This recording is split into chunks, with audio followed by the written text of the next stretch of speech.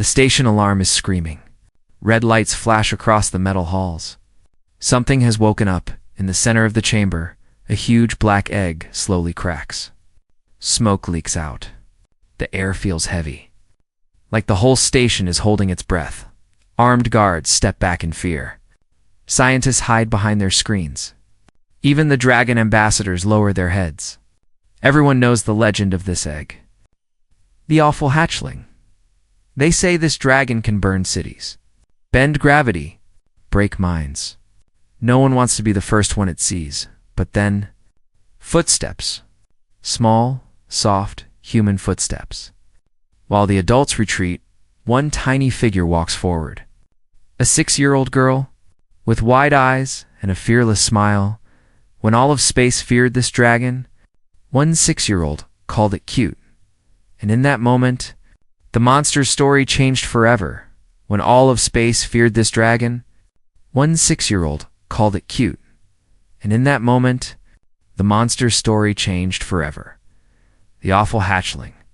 A dragon born wrong. A creature, the old stories said, could bend gravity, melt steel, and twist minds. A dragon that might destroy a whole station the moment it opened its eyes. Everyone was afraid. Everyone. Except one small human girl. At the back of the room, a 6-year-old girl peeked out from behind a pile of supply crates. Her hair was messy. Her shoes were a little too big. Her name was Maya. Maya's eyes were wide, but not with fear. She watched the egg with pure curiosity. The alarms, the shouting, the stories about monsters, none of it reached her the way it reached the adults. To her, it was simple. There was a big egg, and it was about to hatch. The egg gave a final loud crack. A piece of shell fell away. From the dark hole, 2 red eyes stared out into the world. For the very first time, a low growl rolled. Through the chamber, the guards took another step back. Maya took a step forward. The adults were busy yelling orders and checking screens. No one noticed the tiny figure slipping out from behind the crates. Maya walked toward the glass, as if she were walking toward a window in her bedroom. She pressed her small hand against the barrier. Inside the chamber, more shell broke. A head pushed out, sharp and strange. Thin horns curled back over its skull. A small mouth full of knife-like teeth snapped at the air. Its body was thin and long, covered in metal blue scales. Its dark wings looked more like smoke than flesh. It did not look cute at all. It looked dangerous and wrong. Maya smiled. So small. She whispered, "So cute." She did not know her voice carried through the room. She did not know the baby dragon could hear her too. The hatchling's red eyes turned toward the sound. It forgot the guns. It forgot the shouting. It stared only at the little human on the other side of the glass. The growl faded. The creature let out a soft, broken chirp, like a bird that had never learned to sing in the control booth above. The lead scientist stared at his screens. "Look at this," he said. Heart rate jump. But it's calming. It should be attacking. It's not. The station AI spoke in a calm, flat voice. New pattern detected. Hatchling emotional state linked to human subject. Maya Cade, age 6. Risk level, unknown. The human general slammed his fist on the console. "Get that child out of there," he shouted. Before anyone could move, the glass between Maya and the hatchling shimmered. The barrier was not real glass at all. It was a hard light shield, and it was turning off. Maya did not know why. Maya did not care. She stepped through the fading light and into the chamber. Soldiers shouted. Dragons hissed. A tall dragon ambassador slammed his tail against the floor. "Stop her," he roared. The prophecy, but Maya was already standing in front of the hatchling. The creature lowered its head. Its breath was hot and smelled like smoke and metal. Its teeth were close enough to bite her in one quick move. Any other person would have run. Maya reached out her hand. "It's okay," she said softly. "Don't be scared." The whole station seemed to hold its breath. The hatchling sniffed her fingers. Its nose was rough and warm. Its wings twitched. For a second, its red eyes flickered with bright purple light. Then it did something no one expected. It leaned its head into her small hand. The dragon ambassador stared. "Impossible," he whispered. "It trusts her." The scientist swallowed hard. "The awful hatchling has formed a bond," he said. "Not with a dragon, with a human child." The general did not like this at all. "End the test," he ordered. "Stun the creature. Pull the girl out." Guards rushed in through side doors. One of them moved too fast. His metal shield bumped the hatchling's wing. The dragon flinched. In that instant of fear, something inside the hatchling snapped open. Its eyes turned from red to blazing purple. The air grew heavy. The lights flickered. The floor shook. Tools rose from the ground and hung in the air. The guard who had hit the wing floated up too, legs kicking wildly. "Gravity field distortion," the scientist shouted. "It's losing control." The guard screamed. Maya did not run. She wrapped both arms around the dragon's head and pressed her cheek to its scales. "Hey," she said, her voice shaking but brave. "Look at me. I'm here. I'm not scared. You don't have to be scared. You're not a monster." The purple light around the hatchling pulsed. For a moment, it grew even brighter. Then slowly, it began to fade. The floating tools crashed back to the floor. The guard fell and hit the ground. The lights steadied. The air turned light again. The hatchling let out a tired breath and rested its head in Maya's arms. It made a soft, confused sound, like a question. Maya laughed, even though her knees were still shaking. "It's okay," she whispered. "You're just a baby." The AI spoke again. Update. Hatchling emotional storm canceled by human contact. New tag, human subject. Maya Cade is primary key to control of the awful hatchling. The general heard only one word: control. He looked down at the girl and the dragon in the chamber. "Lock them both down," he said. "From now on, they never leave our sight." Maya did not hear him. She stroked the dragon's snout. "I can't call you awful," she said. "That's a mean name." The hatchling blinked slowly, as if waiting. "You look like a Rex," she decided. "Yes, Rex." The tiny dragon let out a soft rumbling purr high above, in the shadows of the viewing deck. A human officer watched them. He tapped a quiet message into his wrist device. "The weapon has chosen a handler," he whispered. "A 6-year-old girl sent the message off station in the chamber." Maya hugged the dragon closer and smiled. Asterisk, she thought she had found a cute new friend. She did not know that this first touch was the first step into a much bigger war. Asterisk, the next day, the station was quiet, but nobody felt safe. The alarms were off, and the red lights were gone. Yet every step in the metal halls was quick and nervous. People kept glancing toward the central chamber, where the awful hatchling slept. Inside that chamber, the monster was chasing a ball. Maya sat on the floor with a metal sphere in her hands. She rolled it across the ground. The black and blue hatchling leaped after it, tailed too long, wings too wide. He stumbled, bumped a crate, and slid on his claws. Every clumsy jump made something crash, and every crash made the guards outside the glass flinch. Rex was still small, but dangerous. His claws scratched the floor, and his teeth shone like tiny knives. His eyes glowed red when he was excited and soft purple when he was calm. Today they were mostly purple. "Rex, sit," Maya said. The dragon stopped and looked at her, head tilted. She patted the floor in front of her.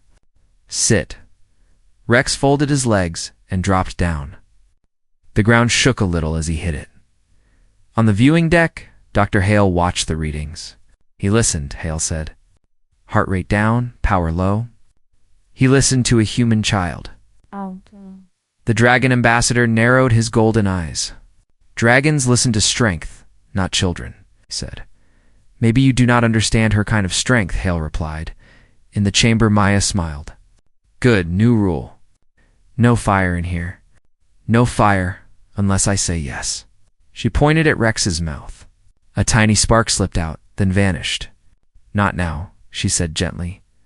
Rex blinked, closed his mouth, and lowered his head. the station AI said in its flat voice. Observation. Hatchling responds to spoken commands from subject Maya Cade. Control level rising. Days began to pass. Each morning, the doors hissed open, and Maya ran in.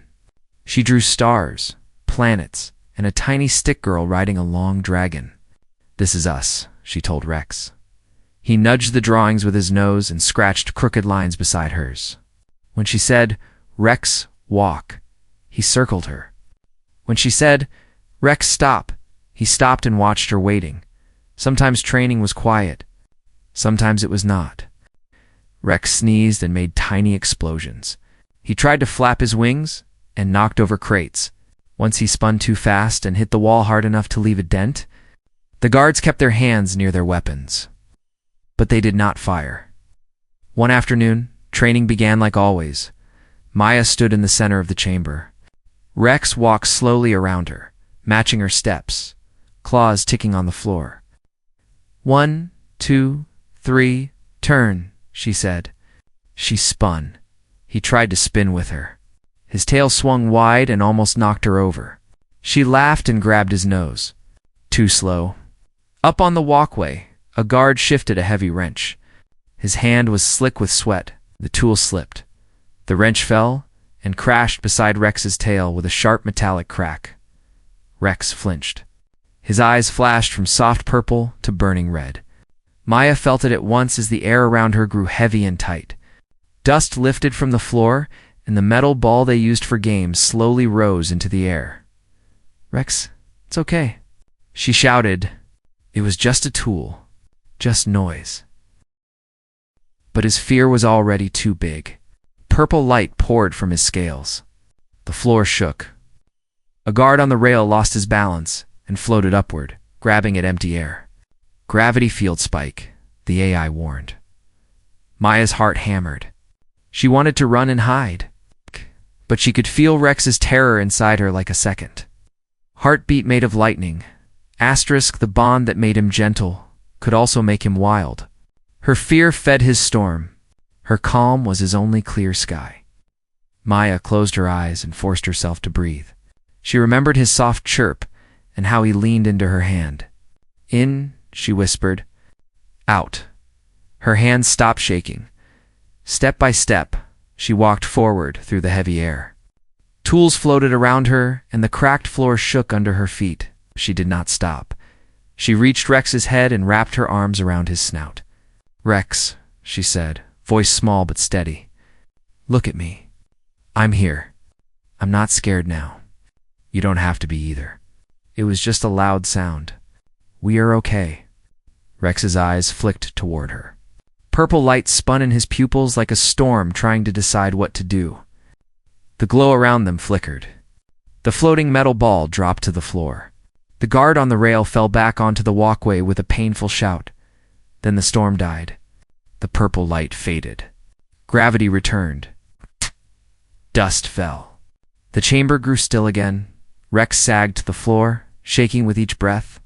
Maya stayed close, one hand on his nose, one on his neck, whispering soft. Steady words only he could hear. High above, Dr. Hale let out a long breath. "You see, General," he said. "Without her, that storm would never stop." Asterisk, Maya had learned to quiet the storm inside a dragon's heart. She did not know that another storm was already moving toward her, one made not of human kindness, but of human plans. Asterisk, the station looked calm, but it was not. The alarms were off. The halls were quiet. But people walked faster and spoke softer, as if a loud sound might wake something dangerous. They whispered about the awful hatchling, and about the 6-year-old human who could touch it. In the central chamber, Maya sat on the floor. Rex lay beside her like a strange, sharp dog made of metal and smoke. His body was thin and long, his teeth too many for comfort. His eyes were calm. Soft purple light moved under his scales like slow waves instead of storms. Maya drew on a metal tablet. She sketched a dragon flying between stars with a tiny stick girl on its back. "This is us," she told him. "One day we fly for real, not just in here." Rex tilted his head. He did not know her words, but he knew her voice and her smell. They meant safety. Up on the viewing deck, Dr. Hale watched numbers on his screen. His power spikes are weaker when she's close, Hale said. He settles faster every time. The human general stood beside him. The calmer he is, the easier he is to aim, the general replied. Remember what he is, Doctor? A weapon that can bend gravity. On the other side of the glass, the dragon ambassador let out a slow breath. Our stories warned us about the awful hatchling, he said. We feared it would listen to no one. It listens to her, Hale said, down below. Maya put the tablet aside and picked up a piece of chalk. Okay, Rex, big rule, she said. She drew a wide circle on the floor, then stepped inside it. When I'm in the circle, you stay out, she explained. No claws, no nose. Past the line. It keeps me safe, Rex sniffed at the chalk line. Maya threw their metal ball just outside the circle. Fetch. Rex stepped forward. His claw reached the chalk. He glanced at the ball, then at Maya's face. She didn't move. He pulled his claw back with a low grumble and sat down instead. Maya clapped. Good boy. You stayed out? On the deck, Hale leaned closer. He chose not to move, Hale said. He broke his own action to follow her safety rule. The station AI spoke from the ceiling. New pattern. Child safety command overrides play command. Bond strength increasing. The general's eyes narrowed. So the child can limit the weapon's movement with a few words, he said. Then those words must be under our control. The dragon ambassador's tail flicked once. You keep calling her control, he said. I see a child who treats the hatchling as a friend. You see a child? The general answered. I see the only hand that can hold a bomb. In the chamber, Maya stepped out of the circle and hugged Rex's nose. See? She told him softly. You can stop yourself. You're not awful. You're good. Rex did not know the meaning of good, but he felt the warmth behind it. He rumbled and curled his tail closer so he wouldn't knock her over. Narrator. Every day. The dragon learned he did not have to be a monster. Every day, the people around him chose whether to believe that or not. High above the decks, in a dark room, Commander Ral watched the same scene. He spoke into his recorder. Update, he said. Hatchling obeys human child Maya Cade. Storms can be shut down by her touch and voice. Limits set by the child restrict movement. If we control the child, we control the asset. On the screen, Maya laughed as Rex bumped her gently with his snout. She thinks it is her friend, Ryle added. That makes the weapon soft. It also makes it easy to use. He sent the log into a secure channel to human leaders. That night, lights in the chamber dimmed. Guards prepared to lock the doors. Maya leaned against Rex's warm side and yawned. I'll come back tomorrow, she whispered. I promise. Rex's eyes closed. Purple light moved under his scales in time with her slow breathing. Outside, Commander Rao walked down the hall, speaking into his wrist device. Prepare live combat tests, he said. Tomorrow, the hatchling faces real targets. The child will be inside the arena. Asterisk, Maya thought. Tomorrow would bring more drawings and games, and one more day of teaching a dragon to be gentle. She did not know that tomorrow, the ones who feared her friend the most, would try to turn him into exactly what she said he was not. Asterisk, the next day, the station felt tense, as if it was holding its breath. Maya walked between two silent guards, toward the new training room. No one spoke. Even the lights seemed too bright. The doors at the end slid open. Behind them waited a huge combat arena. Metal floor. High walls, thick glass around the edges. Humans and dragons stood on decks above. Watching Rex stood alone in the center. He looked small in the wide arena, but he had grown. His neck and legs were longer, his dark wings folded tight to his sides. A soft purple glow moved under his scales. His eyes lit up when he saw Maya, and he took one step toward her. A blue energy barrier flashed into place between them. Dr. Hale pointed to a yellow circle near the wall. Maya, stand there, he called. Stay inside the shield. It will keep you safe. Maya saw the glowing circle, and did not move. "We don't need this," she said. "Rex listens to me. We just train." The human general stepped to the glass. "Today is not play," he said. "Today we test his power. He will face targets. You will keep him calm. Do that and no one gets hurt." Maya obeyed. But she hated the shield that kept her away from Rex. She stepped onto the yellow circle and the blue field rose around her with a low hum. Across the arena, heavy doors opened. Training robots marched out, metal feet hitting the floor in steady beats. They had gun arms and blank metal faces. The AI announced, "Combat test. Non-lethal rounds only. Child shield. Active." The robots raised their weapons. "Wait," Maya began. "Begin," the general ordered. Shots slammed into the floor and into Rex's scales, filling the arena with smoke and sharp echoes. Rex flinched. He turned his head, searching for Maya. He saw she was trapped inside the blue cage and could not reach him. Fear and anger twisted together. His eyes shifted from soft purple to burning red. Gravity around him warped. Bolts and pieces of metal lifted from the floor and hung in the air. Maya pressed her hands to the shield and shouted, "Rex! It's okay. They're not alive, just machines. You're not in danger?" The shooting did not stop, and his storm grew stronger. "More pressure," the general said. "He is not at limit yet." More robots marched out. Their guns glowed brighter. The dragon ambassador frowned. "You are cornering a child, not training a weapon," he said. "If he cannot handle this," the general answered, "he is useless in war." Below, Rex roared. A wave of force slammed 3 robots into the far wall. They broke apart in a rain of metal. Maya's heart hammered. If Rex lost control now, they would call him a monster again. They might try to end him. Her own fear climbed higher, and through the strange bond between them, it fed his panic. She realized that if she stayed safe behind the shield, Rex might lose everything. Safety without him was worth nothing. Maya ran straight at the barrier. At the same moment, his power twisted the air around the platform. The blue field flickered. For 1 second, it went weak. Maya dove through and hit the arena floor hard. Pain shot up her arms, but she pushed herself up and ran, back on the platform.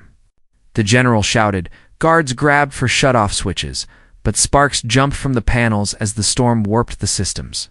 For a few seconds, no one could stop anything. Maya ran toward Rex through smoke and shaking metal. A spinning robot, pulled by wild gravity, rushed down toward her.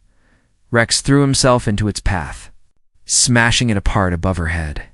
Broken pieces fell around them. His body curved around her like a wall, claws digging deep to hold back the storm. His eyes were half red, half purple, unsure which feeling to follow.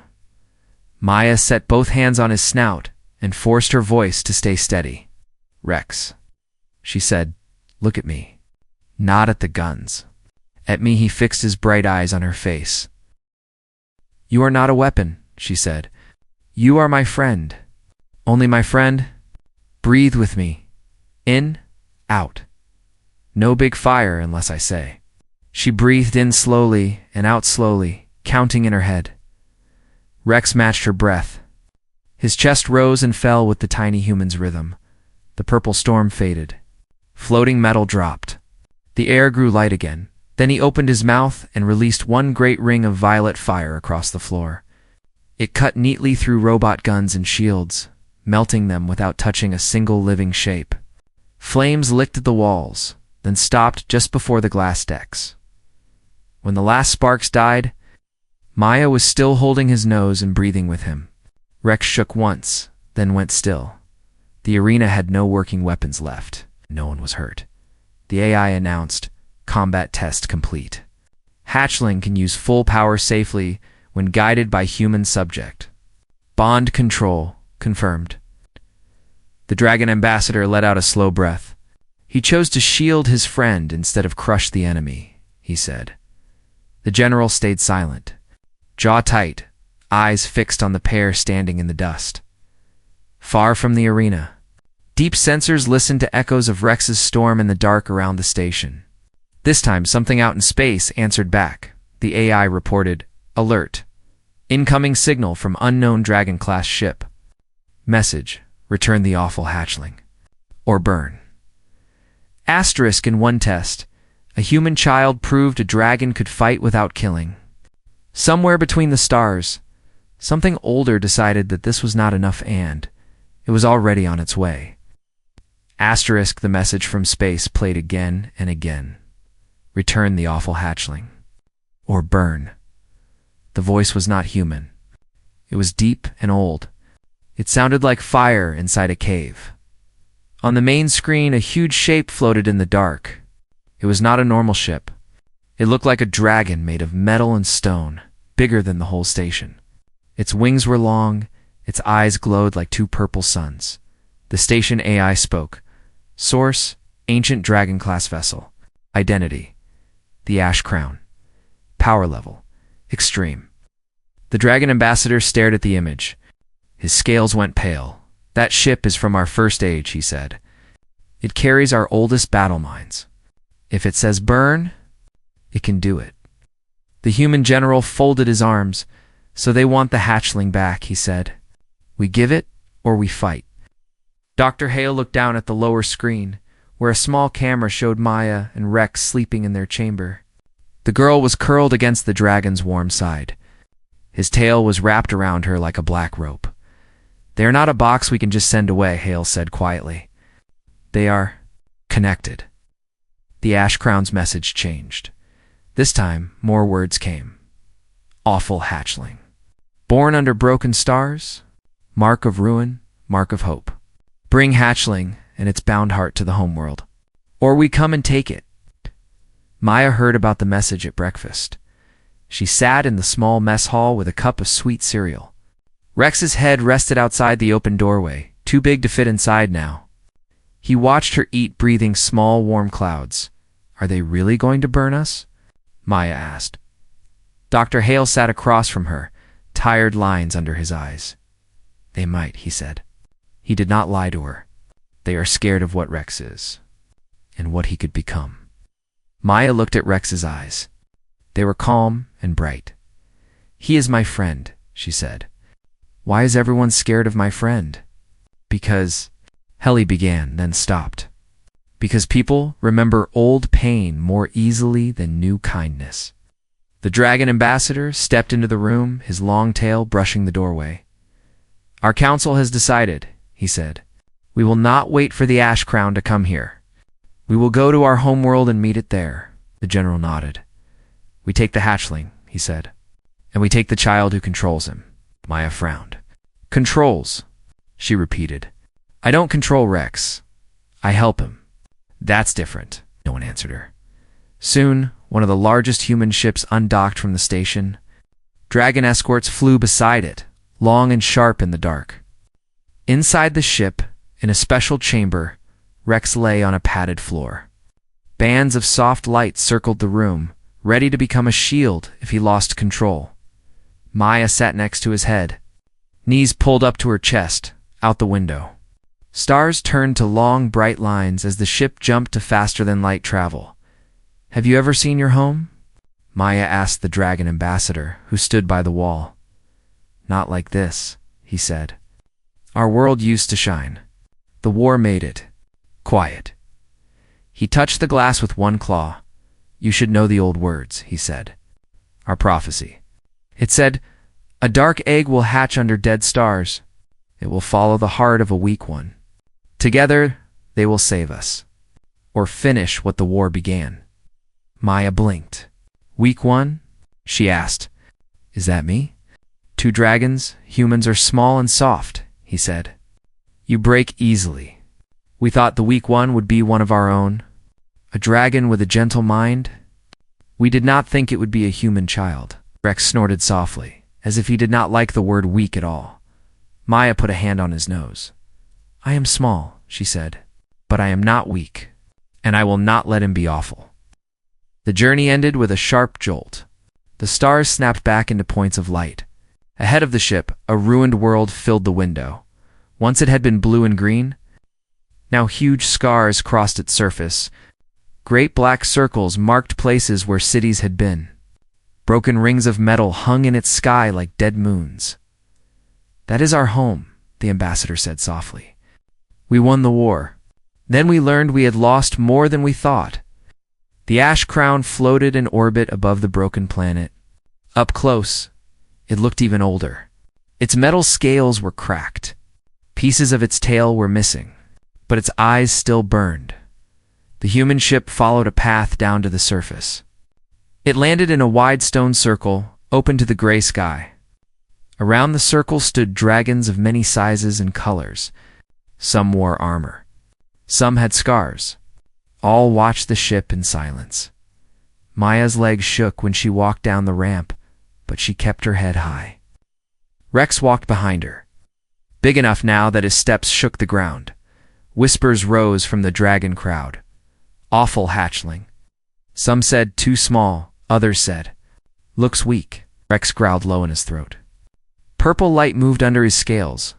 Maya reached back and patted his snout without looking. "Hey," she said softly. "You're with me, remember? Breathe." He took a deep breath. The light steadied. An ancient dragon, larger than all the others, stepped forward. His horns were broken at the tips. One eye was clouded white. His voice was deep and slow. "I am Elder Sarith," he said. "I speak for the old mines, for the ash crown, for the world that still remembers burning." He lowered his head to look directly at Maya. "You are the heart that the hatchling follows," he said. "We did not expect such a small heart." Maya swallowed but did not step back. "Amaya," she said, "and his name is Rex, not Awful Hatchling." Some dragons hissed at her tone. Others looked surprised. "The bond is strong," Elder Sarith said. "Stronger than we hoped?" "That is good, and dangerous." He turned his head toward the gray sky. "Far below, in the deep places of our world, an old weapon has woken," he said. "Our world furnace. It answers to the same power that lives inside this hatchling. If we cannot guide him, the furnace will call to him and make him its slave." Maya felt Rex's body tense behind her. "What do we do?" she asked. "We train him," Sarith said. "We test him. We push him to the edge of his power. We teach him to stand against the call of the furnace." He paused. "And to keep him and our world safe," he added. "We separate him from you while we do it."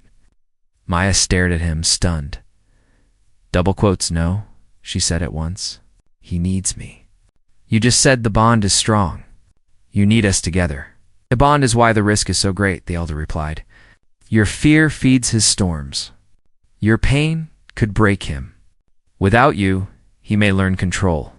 With you, he may burn stars." Behind Maya, Commander Rael watched quietly. His eyes were sharp. "If they separate the girl and the dragon," he thought, "they will lose the only handle we understand. We cannot allow that."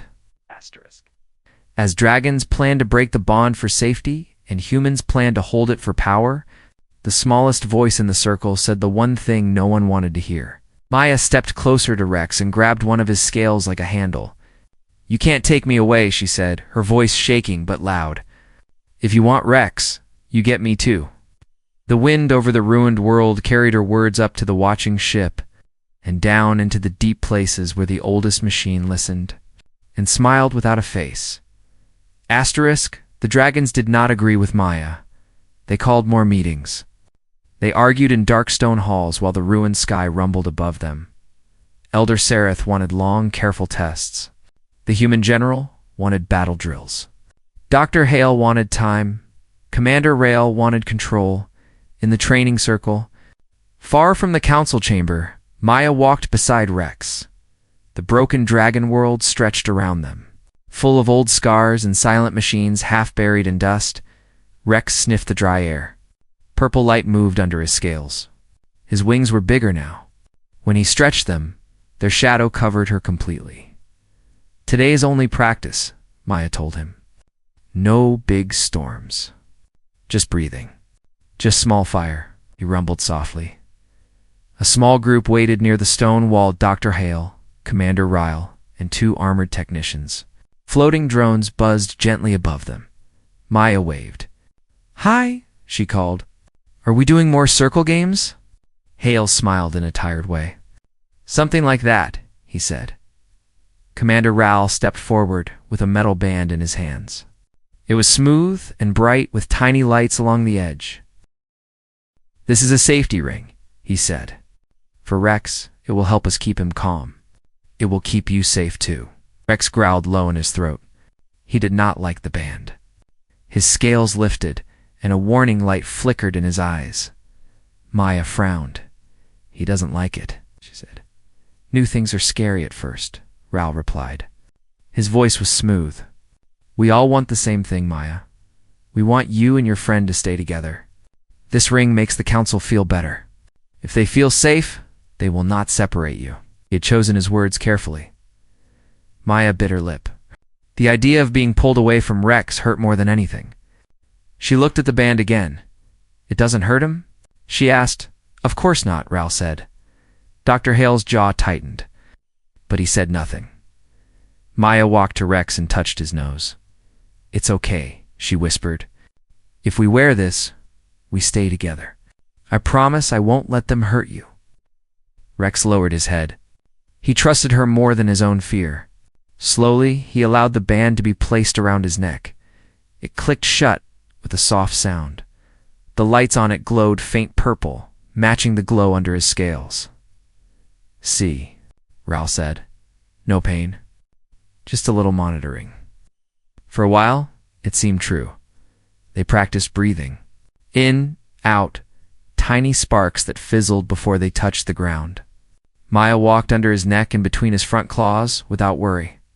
The band stayed quiet, high on a rock ledge above them. Hidden behind stone, two of Ral's soldiers watched. "When do we test the override?" One whispered. "On his next spike?" The other replied. "Ral's orders. We prove the ring can shut him down." Far below, the ground trembled a little. Deep in the world, the old world furnace stirred. It felt Rex's power every time he used it. Like a distant echo of its own heart, it sent a whisper up through stone and metal. "Come join Burn." Rex shivered. Maya felt the tremor through her hand. "Hey," she said softly. "With me? Breathe." He tried, but the whisper from below pressed against his mind like cold fingers. His power rose. Uninvited, purple light brightened under his scales. Dust lifted from the ground. Rocks hummed. On the ledge, the soldier nodded. "Spiking now," he said. "Do it." He pressed a button on his control pad, the band around. Rex's neck flared bright white. Sudden pain stabbed into his nerves like ice and fire together. His legs buckled. His wings slammed open. Maya jumped back, shocked. "What did you do?" she cried. The band tightened, sending more sharp signals into his brain. It did not calm him. It only added fear and agony to the rising call from the furnace. Rex screamed a sound of hurt, not rage. The world itself seemed to shake with it. Gravity twisted. Stones tore from the ground. Old metal towers snapped like dry sticks down in the deep. The furnace answered his scream with joy. "Yes, more. Come to me." Maya ran to Rex, dodging falling stones. "Stop it," she shouted at the air. "You're hurting him." On the ledge, the soldier pressed the control harder. "It's not working." He yelled, "Power's going up, not down." In the control tent, at the edge of the circle, Commander Rel watched the readings spike. "Boost override," he ordered. He must submit now or never. Dr. Hale grabbed his arm. "Turn it off." Hale shouted. "You're pushing him into a breakdown. This isn't control, it's torture." Ral shook him off. "We will not let a child and a dragon decide our fate," he snapped. "We decide." The band burned brighter. Rex's thoughts broke into shards. Pain, fear, and the heavy pull from below spun together. He could not tell what was real. He could only feel Maya's tiny hands on his face. "Rex, look at me," she cried. "It's me. Don't listen to them. Don't listen to the thing below. Stay with me." Her voice was the only clear sound in the storm. He reached for it. With everything he had left, power exploded out of him. The ground cracked in a wide ring. Light poured from the break. Not fire, but something stranger, like a hole in space that glowed. A tear opened in the air beneath them, showing only swirling darkness and distant stars. The world furnace roared from far below. Yes, open. Come. Wind rushed toward the tear, pulling rocks, dust, and broken metal in. Maya lost her footing and slid toward the edge. Rex slammed his claws into the ground and grabbed her shirt gently with his teeth. He pulled her up onto his neck. She wrapped her arms around one of his horns and held on as tight as she could. Maya. Dr. Hale shouted from the edge of the circle. He tried to run toward her, but the wind pushed him back. Elder Sereth slammed his claws into the stone and roared, trying to anchor the space around them. But Rex's power was no longer something he could hold. Commander Rao stared, stunned. This was not the clean control he had planned. This was something else, a door they could not close. Maya pressed her cheek to Rex's scales. I'm here, she whispered through the roar. If you go, I go. We stay together always. Rex folded his wings around her like a shield and let go of the broken ground. Dragon and child vanished into the tearing light. The crack in the air snapped shut with a sharp, final sound. Silence fell over the ruined circle. Dust drifted down. The control band lay in the empty dirt, broken and smoking. Maya and Rex were gone. Asterisk in their hunger for power. The grown ones lost the only heart that could guide the awful hatchling. Somewhere far from the burned world, a dragon and a small human girl tumbled into the unknown together. Asterisk's silence swallowed Maya. A moment ago there had been screaming wind and white light. Now there was no sound, no alarms, no voices. Only a slow, heavy thump somewhere close beside her. She opened her eyes. She lay on cold black. Sand under a sky of broken moons. Some were cracked, some had holes through them. Faint purple clouds moved between hard, bright stars. The heavy sound was Rex's heartbeat. He lay on his side a few steps away. He was much bigger than before. His neck was thick, his chest wide, his wings long and folded. Faint lines of purple light ran under his dark scales. Rex? Maya whispered. He did not move. Fear tightened her chest. She crawled to his head and put both hands on his snout. Please wake up, she said. I still think you're cute. His eyelids twitched. One eye opened, bright wild purple, then the other. For a moment, his gaze was all storm. Then he focused on her small face. The light in his eyes softened. He made a low, tired rumble and nudged her gently. Relief made her knees weak. We're okay, she said. Not home, but okay. No dragons. Only black sand, broken rock, and far metal shapes half buried, like bones. The air tasted like metal and dust. They were alone. Her throat hurt. Her stomach growled. Rule 1, she said. Stay alive. Rex pushed himself up. Standing, he looked like every monster in every story. Then he bent his neck and touched his nose to her shoulder, very soft and careful. Maya smiled a little. Yeah, she said. I'm here. We stay together. They walked toward the nearest metal shapes. Rex's steps shook the ground. Maya stayed close to his front leg, so his body blocked the cold wind. When the sand got too deep, he lowered a wing and she climbed up to ride on his back. The first wreck was a broken metal tower, the shell of some old ship. Inside it was dusty and dim. Maya searched quickly. In one corner she found a cracked water tank with a little clear water still at the bottom. She bent a scrap of metal into a rough cup and drank. Rex tried to drink straight from the tank. His snout banged the edge and water splashed over both of them. Slow down, she said, a small laugh escaping. You'll drink the planet, he snorted and shook his head, spraying more drops. Outside, they found dry plant pods buried in the sand. Maya cracked them open with sharp scraps and used a tiny spark from Rex's breath to warm the seeds. The food was bitter, but it filled her. Rex crunched pods like rocks and looked pleased. When the broken moons drifted and the sky dimmed. The air turned icy. The sand glowed faintly, as if it held old light. Maya hugged herself and shivered. Rex lay down and curled his body around her. One great wing folded over her like a warm roof. The glow under his scales softened. She fell asleep with her hand on his side, counting his slow breaths. Asterisk on a dead world with no help and no orders, the awful hatchling did not burn cities. He kept one small human girl warm. Time passed. Maya did not know how long. There was no clock here, only the slow change of light on the broken moons.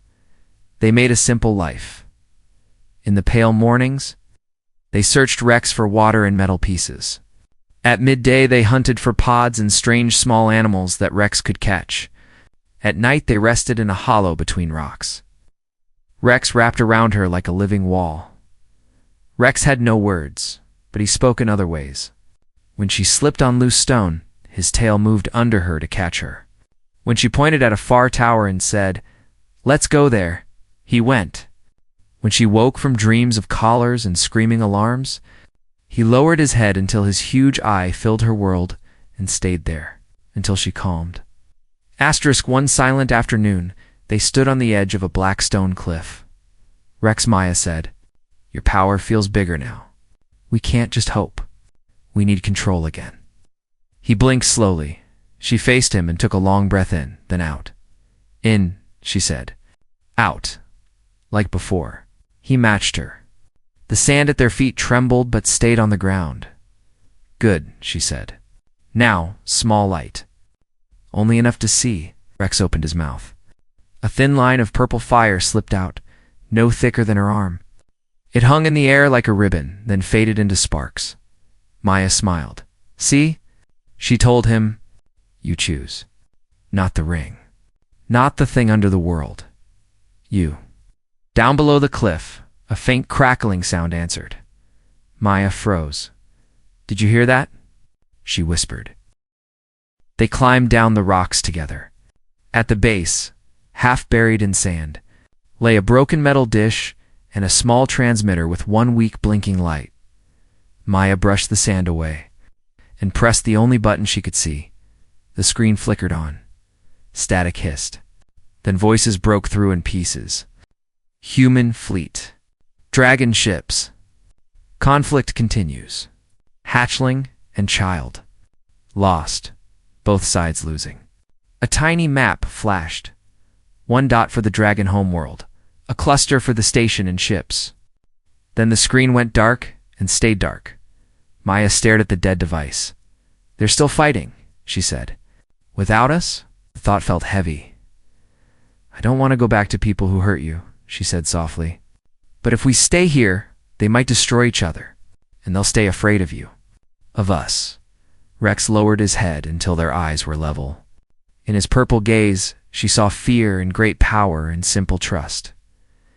"Can you open a door again?" she asked, this time on purpose. Together. She wrapped her hands around one of his horns. "Think of home," she said. "The station. Hail the dragons. The ships. We're not running away now. We're going back to fix things." Power rose under his scales. This time, it did not burst out wild. It felt steady, like a deep river. The air in front of them shimmered. A circle of light opened, swirling with stars and faint metal shapes beyond, far below their feet, in the deep places of this dead world. The old world furnace whispered again, calling Rex back. He shuddered once, caught between that heavy pull and the warm hands on his horn. He leaned into Maya's touch and turned his head away from the ground. Choosing her voice over the distant roar, asterisk on a nameless broken world, a dragon chose one quiet human heart over an ancient machine. For the first time, the awful hatchling did not just survive his power.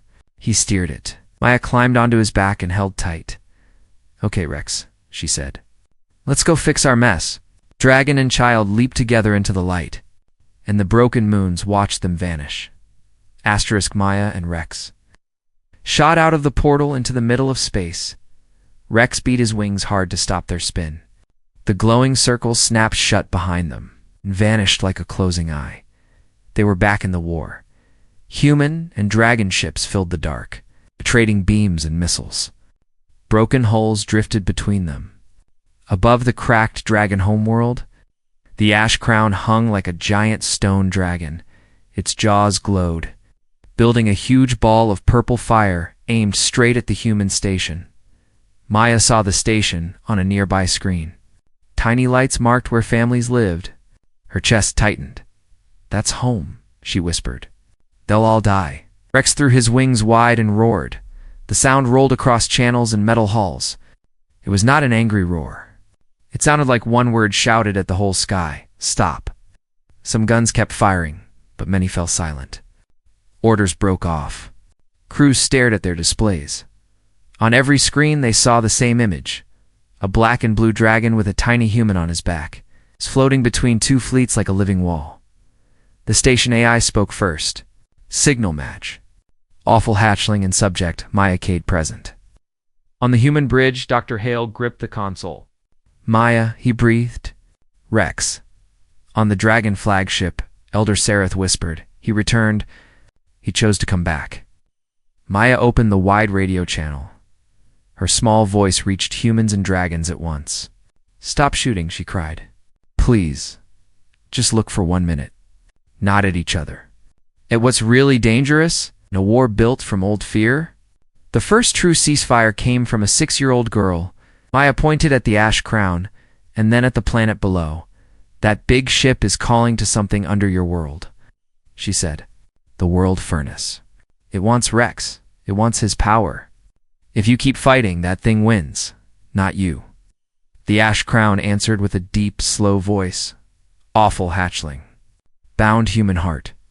You stand between us and our fire. Show us you can guide it." Far below, the world furnace woke fully. Rex felt it in his bones, like a second heartbeat made of metal and flame. A heavy whisper pushed into his mind. "Come, join me. Burn them all. Then no one can hurt you again." Rex shivered. His eyes flashed red, and purple. Maya slid down his neck and pressed her forehead against his. "You beat that voice once," she said quietly. "On the dead world, you can do it again. You're not its piece. You're my Rex." She climbed back to his shoulders and pointed down. "Take me to it," she said. "We stop it where it lives." Rex turned away from the fleets and dived toward the planet. "Track only," the human general ordered at last. "No one fires." "Let the hatchling prove himself," Elder Sareth said. And for once the old enemies agreed.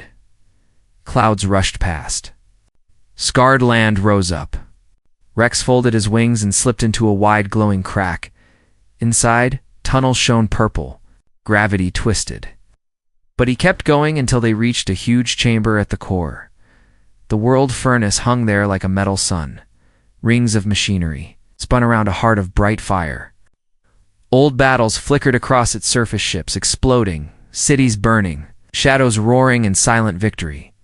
"You are mine," it told Rex. "You were born from my pattern. Give me your power." "We will finish what we began." Rex staggered. Dragged forward by the pull, Maya jumped to the stone and stood between him and the furnace, though the heat stung her face. "You didn't win," she shouted at it. "Look at your world. It's cracked and empty. That isn't victory. That's just ruins." She pointed upward toward the ships she could not see. "Humans and dragons are still here," she said. "We can learn. We can change. We don't need you to burn for us anymore." Above, through shaky cameras, every ship watched the same tiny figure yelling at the biggest weapon they had ever built. The furnace knew how to count enemies. No one had ever asked it what enough meant. Maya put her hand on Rex's warm scales. "Share," she whispered.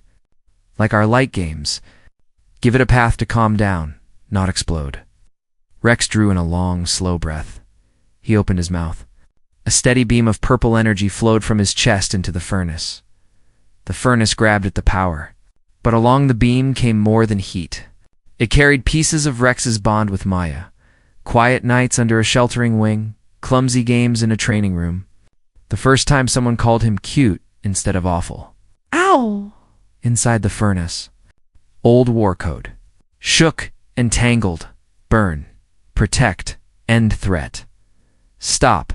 The new feeling leaned on the last word. Maya's voice rode the beam. You can rest now, she said. The war is over if you let it be. For the first time, the world furnace chose stillness. Its glow softened. Rings slowed. The heat sank from a scream to a low, steady heartbeat. In orbit, weapons shut off by themselves. Cannons went dark. Missiles stalled and drifted. Crews stared at quiet guns and blinking lights. The Ashcrown's eyes cooled from harsh purple to soft blue. On every display, a short message appeared. World furnace. Safe mode. Combat offline. Rex cut the beam and dropped to one knee, shaking but alive. Maya leaned against his nose and let out a shaky laugh. You did it, she whispered. You told it no. Later they climbed back to the surface. Ships waited above but did not aim at each other. Dragons circled slowly over a cleared landing field. Elder Sereth stood there with other dragons. Dr. Hale and the human general waited beside them. Rex landed. Maya slid to the ground with one hand resting on his jaw. No one raised a weapon. Elder. Sereth bowed his huge head. Awful hatchling, he said. You were born for ruin. Today you chose mercy. He looked down at Maya. And you, small human, held two worlds steady. The general's voice was rough. We tried to use you, he said. You saved us anyway. I was wrong. Maya gave a tired little shrug. Monsters aren't claws or fire, she said. Monsters are people who stop listening. Today, everybody listened. That night, there were no alarms. Maya lay against Rex's warm side on a low hill of broken stone. The stars looked clean instead of angry. Hey, she whispered, almost asleep. They were scared of the awful hatchling. I never was. I still think you're cute. Rex curled his tail around her. A soft purple glow moved under his scales, steady and gentle. Some said humans won the war of the awful hatchling. Some said dragons did. The truth was smaller. The war ended because one child looked at the scariest thing in the sky and chose not to be afraid. Rex's slow breathing filled the night, for the first time since he cracked his shell. No one waited for him to destroy anything. They waited to see what he and his human would protect.